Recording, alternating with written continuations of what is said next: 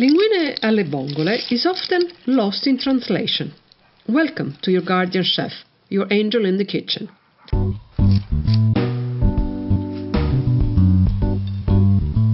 If you have eaten this dish in Italy, you know what I mean. Linguine alle Vongole are made with fresh Vongole Veraci, small, sweet Mediterranean clam. They are smaller than ocean clam and have a sweet flavor of the sea.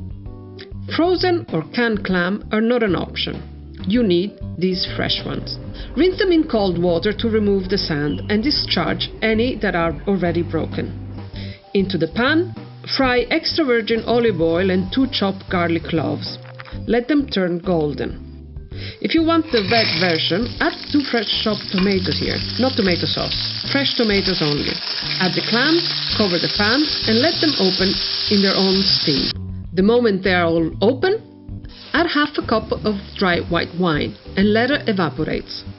When the raw alcohol smell is gone, you are ready for the first step most people skip. Remove the clams with a ladle into a bowl. Any clams that did not open goes in the bin. It was dead before cooking. Now, take the juices left in the pan and pass it through a fine strainer. This removes the sand. Put the clam and the filtered juice back into the pan together. Do not heat them yet. Boil the linguine in a well-salted water for 1 minute less than the package says. They finish cooking in the pan. There is where the flavor goes in.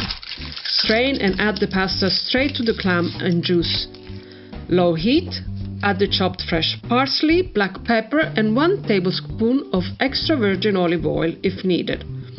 Stir until the pasta and clams move together as one thing. Served immediately. This dish doesn't wait. For more Italian seafood pasta recipe like this one, check out the playlist I've linked for you. And don't forget to subscribe so you don't miss out on our next culinary adventure. I don't even want to see canned clammed.